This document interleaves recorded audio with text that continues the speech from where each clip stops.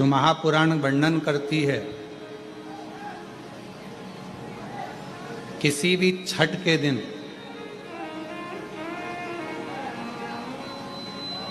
चाहे अंधेरी की छठ हो, चाहे उजाले की छठ हो, किसी भी छठ के दिन अगर षडानंद कार्तिकेय जी महाराज का नाम लेकर 6 बेलपत्र और उस 6 बेलपत्र पर 6 दुर्वा, 6 पुष्प, 6 अक्षत के दाने रखकर षडानंद कार्तिकेय बाबा के स्मरण कर कर शिवलिंग की जो जलाधारी है, उस जलाधारी पर जहाँ अशोक सुंदरी का स्थान है, उसी के पास में कार्तिकेय जी का स्थान है। किसी भी छठ पर यदि आप बाबा को वो बेलपत्र, वो दुर्वा, वो पुष्प, वो अक्षत का दाना 6 समर्पित करते हैं, किसी भी छठ के दिन, षष्ठी के दिन स्कंद भगवान का नाम लेकर, स्कंदेश्वर बाबा का नाम लेकर, कार्तिकेय बाबा का नाम लेकर यदि समर्पित करते हैं तो जिंदगी में कितना भी कर्जा हो, वो कर्जा 3 महीने के अंदर समाप्त होता ही है। कितना भी कर्जा, साथ में आपका परिश्रम, साथ में आपकी मेहनत और आपकी दृढ़ता। क्या होता है, लोग सोचते हैं कि हमने शंकर जी को बेलपत्र समर्पित कर दी तो कर्जा चूकेगा, पर साथ में मेहनत भी करना। अगर आप मानते हैं कि पूरी कथा का इसमें कई दुनिया के कई लोग हैं, हमारी कथाओं को आधा काटते हैं, आधा भेज देते हैं। गुरुजी ने कहा कि बेलपत्र पर शहद लगाकर चढ़ाओ, पर गुरुजी ने साथ में कहा कि रात दिन एक करो, पढ़ाई पूरी करो, आधी बात काट देते, आधी बात दिखा दे, पर उसका हमको कोई फर्क नहीं पड़ता है। आग लगे बस्ती में अपन रहो, उसका हमको कोई फर्क नहीं पड़ता, क्योंकि दुनिया का काम है गलत चीजें जनमानस में देना, जिससे बदनामी हो, अपशब्द बोले जाए, ताने दिए जाए, गालियां दी जाए। ये दुनिया की रीति है। बहुत आते हैं दिन भर में, कहीं कोई दबाव देने के लिए आता है, हम तुम्हारी बदनामी करेंगे, हमको 1 करोड़ दो, हम ये छब्बा देंगे, हम वहां से आएंगे, हम ऐसा कर जाएंगे, हम वैसा कर जाएंगे। बहुत आते, दिन भर का काम है इनका, रोज का यही काम है, हमें ये करो, हमको वो करो।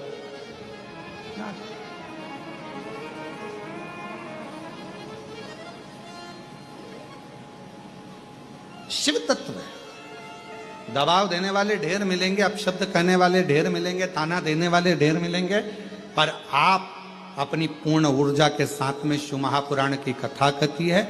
6 बेलपत्र, 6 पुष्प, 6 दुर्वा, 6 चावल के दाने और साथ में अपना परिश्रम पूर्ण करो।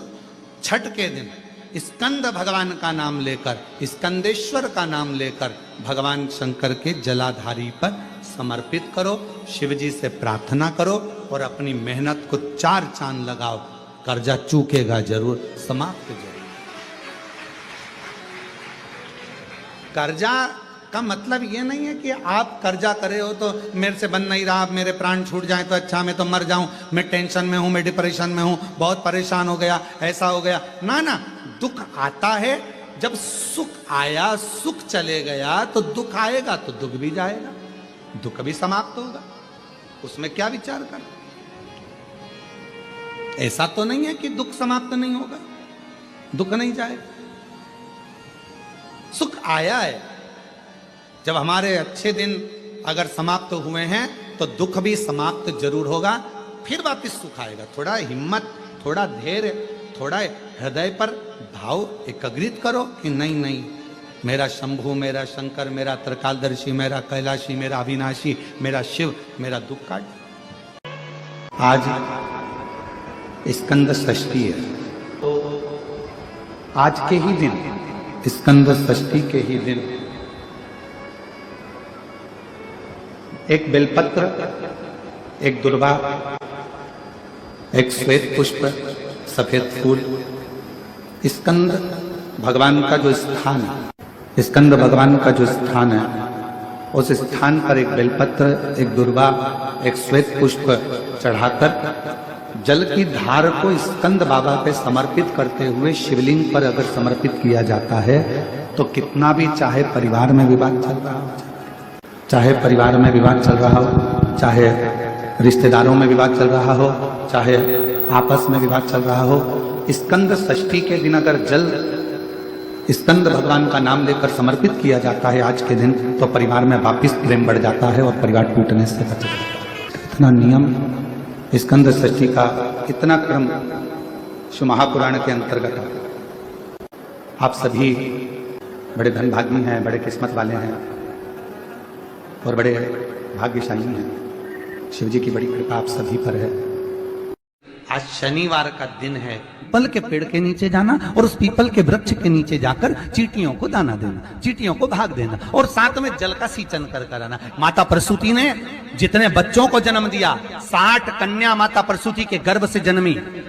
माता प्रसूति के गर्भ से पुत्रों का भी जन्म हुआ, पर जितनी कन्या और जितने पुत्र का जन्म होता था माता प्रसूति उनके गर्भ के समय पर पीपल के वृक्ष की परिक्रमा करती, पीपल के वृक्ष में दाना देती, पीपल के वृक्ष में जल का सींचन करती, पीपल के वृक्ष में पूजन करने के लिए जाती। तो माता अगर मन में भाव होगा भगवान की भक्ति का, भले सामने पीपल का वृक्ष हो, पर भाव अगर मन में होगा तो भगवान संतान भी वैसी ही देगा। हम एक निवेदन करें आप लोगों को, अगर स्वीकार करें तो कभी कोई विषम समस्या यदि आपके सामने खड़ी होती है, विषम समस्या जिसका कोई निराकरण हो ही नहीं रहा, सब दूर हाथ जोड़ लिए, सबसे कह लिए, सबको प्रणाम कर लिया, सबसे बोल दिया, सबसे विनय कर ली, तो भी वो समस्या मिटी नहीं रही है, तो हमारा निवेदन है 5 बेलपत्र, 5 दुर्वा, 5 कनेर के पुष्प शिव जी को समर्पित कर उसी 1 लोटे जल से 5 बार शंकर भगवान को जल चढ़ाना प्रारंभ करिए। लगभग 1 हफ्ते यदि आपने शिव को जल चढ़ाना प्रारंभ कर दिया इसी क्रम से, तो निश्चित है वो समस्या का हल 1 हफ्ते के अंदर बाबा को निकालना ही पड़ेगा और आपका लक्ष्य निश्चित करना ही पड़ेगा। पीपल की जड़ में इत्र का जल, भगवान पीपल देव, पीपलेश्वर महादेव का स्मरण कर पीपल की जड़ में अगर जल चढ़ा रहे हैं और मान लो शरीर में कोई कष्ट हो गया है, शरीर में कोई रोग हो गया है, कोई मालूम पड़े ये हाथ 4 दिन से दुख रहा है, या 4 दिन से ये नस दब गई है, या ये कमर दब रही है, तो आप 2-4 दिन कर देखो। कलश के अंदर जल में इत्र का थोड़ा सा भाग, पीपल की जड़ के नीचे आप उसका सींचन करिए पीपलेश्वर महादेव के नाम से।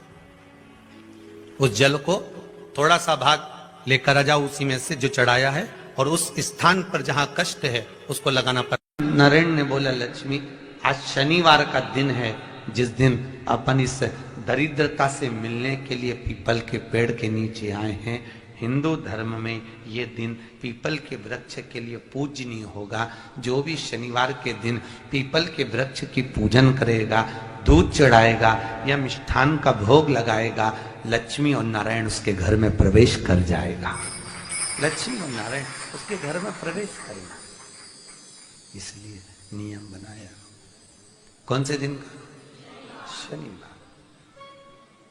लक्ष्मी जी बोली, नारायण आपने तो 1 दिन का वार लिख दिया। शंकर जी ने 7 वार बनाए हैं, रविवार, सोमवार, मंगल, बुध, गुरु, शुक्र और शनि, ये शिव जी ने बनाया। अब 1 दिन आपने अपना बना लिया, बाकी के दिन अगर कोई इस पीपल के वृक्ष के नीचे आएगा और यहां तो दरिद्रता बैठी है, तो उसका क्या होगा? भगवान नारायण बोले, सुन दरिद्रता, तेरे से एक विनती है, अगर कोई भी मनुष्य इस पीपल के पेड़ के नीचे अगर 7 दिन में आता है और उसके हाथ में अगर कोई सामग्री होती है तो तू उसके घर में प्रवेश नहीं करेगी। नियम है पीपल के वृक्ष का, या तो पानी का लोटा लेकर जाओ, कुंकू का चोपड़ा लेकर जाओ, शक्कर लेकर जाओ, या पेड़ के नीचे चींटी को डालने के लिए आटा ले जाओ, पर खाली हाथ पीपल के वृक्ष के नीचे कभी मत जाओ, कभी नहीं जाओ। खाली हाथ जाओगे तो दरिद्रता तुम्हारे घर में प्रवेश करेगी। दरिद्रता उठकर खड़ी होकर बोली, नारायण तुमने अपनी मनमानी करी है, एक दिन मुझे भी मेरा चाहिए। भगवान ने कहा, बोल कौन सा दिन चाहिए? दरिद्रता कहती है, रविवार के दिन इस पीपल के वृक्ष के नीचे मैं दिन भर नृत्य करूं, इसमें रहूं, और जो यहां आए रविवार को मैं उसके घर में प्रवेश करूं। भगवान ने कहा ठीक है। दरिद्रता, रविवार का दिन एक ऐसा दिन रहेगा जिस दिन तू इस पीपल के वृक्ष के नीचे नृत्य करेगी, और जो आएगा इस पीपल के वृक्ष के नीचे तो उसके साथ प्रवेश करेगी। मैंने तुझे वर दिया। इसलिए हमारे यहाँ केवल पीपल का वृक्ष अगर दीवार में भी लग जाता है ना, किसी की फैक्ट्री की दीवार में, किसी के घर की दीवार में पीपल का वृक्ष अगर लग जाता है, पीपल का पौधा लग जाता है, उसको कितना भी तोड़ लो वो वापिस लग जाएगा। फिर तोड़ोगे फिर लग जाएगा। अगर पीपल के पौधे को तोड़ना है तो केवल रविवार का दिन एक नींबू, एक मिर्ची और बमूल का कांटा, ये 3 चीजें रखने के बाद में आधे घंटे बाद रविवार के दिन पीपल के पेड़ को उखाड़ कर फेंक दो। दूसरी बार कभी पीपल दीवार में लगता ही नहीं, कभी नहीं लग सकता। केवल एक रविवार का, केवल एक संडे, इतवार का। घर में दीवारों पर अगर पीपल लग भी गया है, इसलिए पीपल के वृक्ष को उखाड़ने का, अगर घर में पीपल लगा हुआ है या पीपल का पौधा हमारे घर में लग गया, उसको उतारना, निकालना, लगाना, तो पीपल के वृक्ष को अगर निकाला जाता है तो रविवार के दिन, और अगर पीपल के वृक्ष को कहीं लगाया जाता है तो सोमवार के दिन या मंगलवार के दिन, बुधवार के दिन, इन दिनों में लगा सकते पीपल के वृक्ष कहीं लगाना। शनिवार का दिन एक ऐसा दिन होता है जिस दिन पीपल के वृक्ष को कहीं जाकर लगाया नहीं जाता, क्योंकि शनिवार के दिन पीपल के वृक्ष के नीचे लक्ष्मी रहती है। हम अपने हाथों से अगर पीपल का वृक्ष किसी दूसरी जगह पर शनिवार को रोपित करते हैं तो हमारे घर की लक्ष्मी अपने घर से छिन्न होकर चली जाती है। इसलिए शनिवार के दिन पीपल लगाया नहीं जाता, किसी के घर जाकर उसको वापस पलटा नहीं जाता। लग गया उसको डाल। प्रभु मेरी धर्म पत्नी को कहां रखूं आप बताओ? वो तो जहां यज्ञ होता है, अनुष्ठान होता है, दान होता है, पुण्य होता है, सत्कर्म होता है, वहां जाने को तैयार नहीं। अब करूं क्या? भगवान ने बोला एक काम करो। दुर्वासा जी बोले जिसके यहां रात्रि में बर्तन झूठे पड़े रहते हो उसके घर में इस दरिद्रता को लेकर तुम प्रवेश कर जाना। जिसके यहां रात्रि में बर्तन झूठे पड़े हो वहां लेकर प्रवेश कर जाओ। दूसरी जगह दुर्वासा जी बोले जो स्त्री घर में दोपहर के समय पर सो रही हो उसके घर में इसको लेकर प्रवेश कर जाइए। जो स्त्री दोपहर के समय में घर पर सो रही हो इस दरिद्रता को लेकर प्रवेश कर जाइए।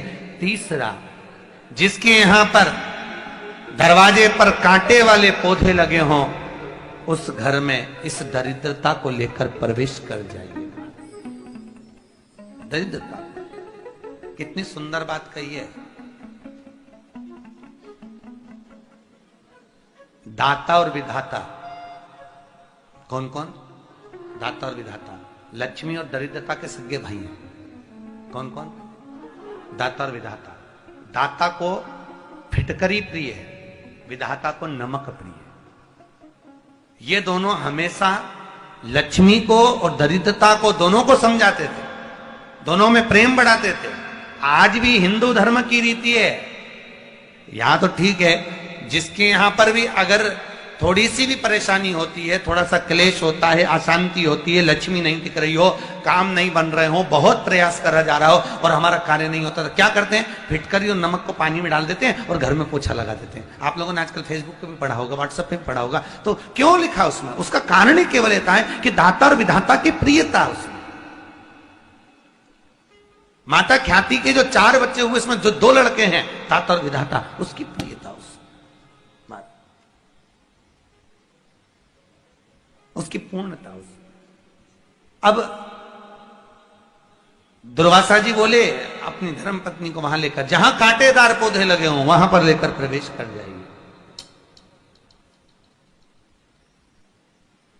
कांटेदार पौधों में उस दरिद्रता का निवास हो गया। कितना विचित्र कथा यहां वर्णन करी है। श्रीमद् भागवत के अंतर्गत जो वर्णन किया कि मृत्यु निश्चित है। काशी में जो शिव जी की स्थापना कौन ने करी? काशी में जो शंकर भगवान बैठे उनकी स्थापना करी थी शनि महाराज। किसने करी थी? शनि महाराज ने। क्योंकि भगवान शनि महाराज को उनकी माता के द्वारा श्रापित हो गए और शनि महाराज कांपने लगे। शनि महाराज कांपते कांपते, मैं जाऊं तो जाऊं कहां, करूं तो करूं क्या? महाराज शनि महाराज दौड़े और दौड़कर भगवान भोलेनाथ के पास पहुंचे। हे शंकर, त्रिकालदर्शी, कैलाशी, अविनाशी, कृपा करिए बाबा भोलेनाथ, कृपा करो। क्योंकि दुनिया में 33 करोड़ देवी देवता हैं जिनको शनि लग सकता है, केवल एक, किसको छोड़कर? शिव को छोड़कर। राम जी को शनि लगा तो 14 वर्ष वनवास चले गए। कृष्ण को शनि लगा तो मथुरा छोड़कर द्वारका चले गए। शनि लगा। हनुमान जी को शनि लगा तो गुफा में बैठकर राम राम जपना पड़ा। शनि सबको लगता है, केवल शनि नहीं लगता तो एक मेरे महादेव को, मेरे भोले बाबा को नहीं लगता। शंकर के पास में शनि आ गए। शनि ने आकर कहा, भोलेनाथ कृपा करिए बाबा, मैं बड़ा कष्ट में हूं, मैं करूं क्या? बाबा भोलेनाथ ने कहा, जा गंगा जी के तट पर काशी में जाकर एक शिवलिंग की स्थापना कर, उसकी आराधना कर और तेरा शरीर ठीक हो जाएगा, कष्ट नहीं भोगेगा। शनि महाराज ने काशी में जाकर शिव जी की स्थापना करी। आज भी नियम है, जिसको शनि लग जाता है एक काजल की डिब्बी ले लो और काजल की डिब्बी को 21 बार उतार कर उसको एकांत में जाकर, जंगल आदि में एकांत में किसी पेड़ के नीचे इतना सा खड्डा खोद कर उसमें काजल की डिब्बी को डाल दो और मिट्टी से पूर दो, उस व्यक्ति का शनि समाप्त हो जाता है। काशी विश्वनाथ का नाम लेकर काजल की डिब्बी को 21 बार उतार कर अगर काशी विश्वनाथ का नाम लेकर शनि वाले व्यक्ति को अगर पेड़ के नीचे दबा दे, शनि समाप्त, शनि उसको परेशान नहीं कर सकता। काशी कितनी मूलता, शिव साधारण नहीं है। तो आपको पहले गरुड़ की घंटी का नाद करना चाहिए। उसका कारण ये होता है कि जितने देवी देवता हैं, घंटी की आवाज सुनते से ही उन देवताओं की दृष्टि हमारे ऊपर पड़ जाती है और हम जब दीप उठाते हैं, आरती निहारना प्रारंभ करते हैं तो देवता हमको वर प्रदान करना प्रारंभ कर देते हैं। और कोई माताएं कह देती हैं, कोई बच्चा कह देता है, मम्मी मुझे याद नहीं होता, याद करता हूँ परीक्षा हॉल में जाकर भूल जाता हूँ, मैं कुछ पढ़ता हूँ बाद में जाके भूल जाता हूँ, स्मरण में नहीं रहता। तो उनसे भी निवेदन है, आप माँ नील पाठ नहीं पढ़ सकते, स्तोत्र नहीं कर सकते, संस्कृत में नहीं पढ़ सकते, तो माँ नील सरस्वती के नाम से अष्टमी, नवमी और चतुर्दशी के दिन एक शंख पुष्प को, नीला कलर का जो फूल होता है बेल में लगा होता है, जो शिव जी को अति प्रिय होता है, उस पुष्प को आप जलाधारी पर रख दीजिए। जलाधारी जानते हो ना सब लोग, शिवलिंग पर नहीं, जलाधारी पर रख दीजिए और जल चढ़ाना 7 बार प्रारंभ करिए। बाबा देव अधिदेव महादेव आपको याददाश्तता में प्रवर करेगा। परीक्षा हॉल में जितना तुम याद कर कर गए हो, अच्छी मेहनत कर कर गए हो, तो भूलोगे नहीं, तुम्हारी बुद्धि तीव्र होती चलेगी, प्रबल होती चलेगी। पिपलेश्वर महादेव का नाम लेकर को ऐसा लगे कि ये शरीर का रोग तो समाप्त हो ही नहीं रहा, एक ना एक रोग चल ही रहा, ये रोग समाप्त होने का नाम ही नहीं ले रहा, समाप्त ही नहीं हो रहा, ये तो समाप्ति की ओर जा ही नहीं रहा। फिर पिपलेश्वर महादेव का नाम लेकर, पिपलेश्वर महादेव का नाम लेकर कुछ भी मीठा जो बना सकते हो, हलवा बना सकते हो हलवा, सीरा बना सकते हो सीरा, खीर बना सकते हो खीर, चूरमा बना सकते हो तो चूरमा, लड्डू बना सकते हो तो लड्डू, जो तुम घर में मीठा बना सकते हो उसका केवल 7 ग्रास का अन्न। कितने ग्रास? जम के बोलो जरा। 7 ग्रास। 7 ग्रास मतलब 7 कोर, 7 ग्रास का अन्न एक पात्र में लेना और पिपलेश्वर महादेव का नाम लेकर किसी भी शिवालय में, शंकर के मंदिर में जाकर एक बेलपत्र रखकर उस जो प्रसाद तुम बना कर ले गए हो, जो तुम भोग बना कर ले गए हो, उसका स्पर्श कर कर पिपलेश्वर महादेव का नाम लेकर शंकर को उस भोग को रखकर, बेलपत्र रखकर शिव जी को 7 बार एक ही लोटे का जल, केवल एक लोटे का जल 7 बार उत्तर की ओर मुख कर कर दक्षिण में खड़े होकर शंकर के शिवालय पर 7 बार एक ही लोटे का जल 7 बार थोड़ा थोड़ा कर कर उसको गिरा दीजिए, शिव जी के ऊपर चढ़ा दीजिए 7 बार। बाद में जो प्रसाद पर आपने बेलपत्र रखी है उसी बेलपत्री को उठाकर शंकर के शिवलिंग पर चढ़ा दीजिए। बाबा को प्रणाम करिए, बाबा मेरे शरीर का रोग समाप्त नहीं हो रहा, गोलियां खा रही हूं, दवाई खा रही हूं, कुंदकेश्वर महादेव का नाम लेकर दवाइयां ले रही हूं, पर कभी घुटना, कभी कमर, कभी आंख, कभी थायराइड, कभी कुछ, कभी बीपी, कभी शुगर, कुछ ना कुछ चल ही रहा है। बाबा अब आपको संभालना। किसी भी दिन पिपलेश्वर महादेव का नाम लेकर वो चढ़ी हुई बेलपत्री लियाओ, प्रसाद लियाओ। घर पर आने पर जैसे ही घर के अंदर प्रवेश करो, सबसे पहले बेलपत्री को चबा चबा कर खा लो। फिर वो जो प्रसाद है, उस प्रसाद को 7 गांठ से थोड़ी थोड़ी देर में 7 बार में उसको खा लेना। बाबा देवाधिदेव महादेव का नाम लेकर, पिपलेश्वर महादेव देव का नाम लेकर प्रणाम कर कर जल का आचमन, हाथ की हथेली में जल लेकर 7 बार आचमन कर लीजिए और शिव का, पिपलेश्वर महादेव का नाम ले लीजिए। धीरे धीरे 15 दिन लगेंगे और 15 दिन में बीमारियां अपने आप कम होना प्रारंभ हो जाएगी और बाबा आपका हाथ पकड़कर आगे बढ़ाएंगे। कि बीमारी खत्म ही नहीं हो रही। कभी पाँव में दर्द आ गया, कभी कमर में दर्द आ गया, कभी पीठ में दर्द आ गया, कभी सिर में दर्द आ गया, कभी आंखों में तकलीफ हो गई, कभी दमा चलने लगा, सांस चलने लगी, कभी डॉक्टर को दिखाया तो थायराइड हो गया, कभी मालूम पड़ा कि मेरा कोई ब्लड कम हो गया, कोई प्लेटलेट कम हो गई, कोई कुछ हो गया, कोई कुछ हो गया। डॉक्टर को दिखाओ, डॉक्टर जो दवाई दे कुंदकेश्वर महादेव के नाम से उसको खाओ। इंस्टाग्राम वालों ने, यूट्यूब वालों ने, फेसबुक वालों ने, टीवी वालों ने,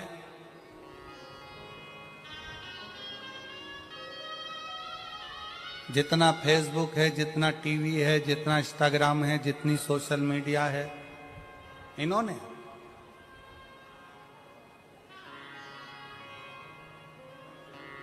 अभी नूतन संवत्सर में, नूतन संवत्सर के पहले बहुत सारे मीडिया पर चलते रहे कि शनि लग गया, शनि लग गया, शनि लग गया। जितने जितने यहाँ कथा में बैठे हो ना, तुम सबने भी मोबाइल में देखा होगा तो देख रहे होगे, वृश्चिक पे लग गया, कुंभ पे लग गया, धैया लग गया, 7.5 लग गया, आधे से ज्यादा तो शनि के डिप्रेशन में पड़ गए।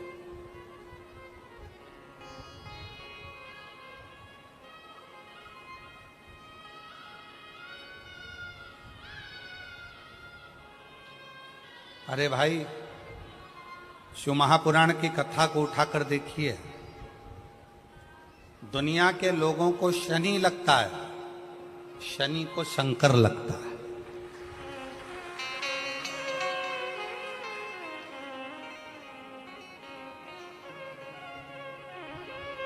यदि आप भगवान शंकर के मंदिर में जाकर 1 लोटा जल चढ़ा रहे हो, आप भगवान शिव के मंदिर में जाकर अर्चना कर रहे हो, आराधना कर रहे हो, निवेदन कर रहे हो, एक बेलपत्र शिव की उठाकर धोकर वापिस शंकर को समर्पित कर रहे हो, शंकर भगवान का पंचाक्षर मंत्र नमः शिवाय जप रहे हो, शंकर भगवान का षडाक्षर मंत्र ओम नमः शिवाय जप रहे हो, या श्री शिवाय नमस्तुभ्यम का जाप कर रहे हो, तो ये निश्चित मानकर रखो कि आपके पीछे शनि नहीं पड़ेगा, आपके पीछे शंकर जरूर पड़ेगा।